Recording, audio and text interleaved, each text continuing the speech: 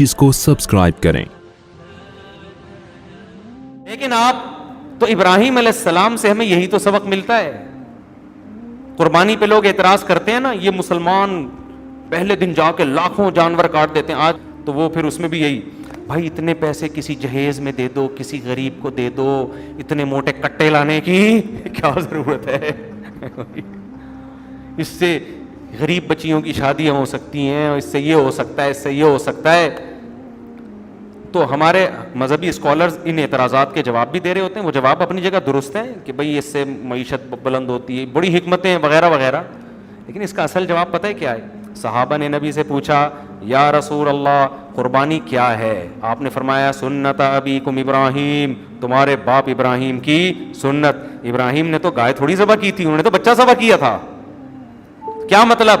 اللہ نے ابراہیم کو کہا بیٹا ذبح کرو, لٹا دیا ذبح کرنے کے لیے. اس کی کوئی لاجک بنتی تھی؟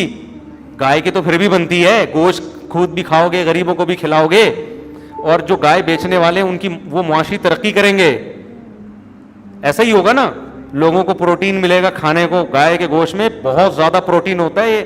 یہ بچوں کو مرغی پہ نہ لگاؤ, گائے کے گوشت کھلایا کرو, بچوں کی جان بنتی ہے. گائے کٹے جیسے بن جائیں گے وہ. گائے کے گوشت میں طاقت بکرے اور مرغی سے کئی گنا زیادہ ہے. تو یہ جب کھائیں گے, کھلائیں گے, اور دعوتیں بھی ہوں گی, محبتیں بھی بڑھیں گی, اور خوشیاں بھی ہوں گی, غریبوں کو پیسہ ملے گا. مالداروں کی جیب سے پیسہ نکل کے کہاں جائے گا؟ غریبوں. تو گائے میں تو کروڑوں حکمتیں ہیں, آپ کی وہ سمجھ میں نہیں آ رہا. بچہ کاٹنے میں کوئی حکمت نہیں تھی, تو نبی نے بتا دیا ان حکمتوں کو تھوڑی دیکھنا ہے. تو ہمارے باپ ابراہیم کی سنت ہے, ان کو اللہ نے کہا بچہ کاٹ دو, انہوں نے کہا کاٹ دیتا ہوں. اور جب تیرے آگے تھوڑی, اللہ ویسے بھی تو موت دے سکتا ہے نا بچے کو, تو ہم تھوڑی, ہمیں تو لاجک کی ضرورت ہی نہیں, ہم کٹا کیوں کاٹتے ہیں بھائی؟ ہمیں تو اللہ نے کہا لا کے کاٹو. ٹھیک ہے غریب کی مدد بھی کرو, وہ 3 دن کے علاوہ ہے, 3 دن کے بعد پھر کٹا کاٹو گے کوئی ثواب نہیں ملے گا.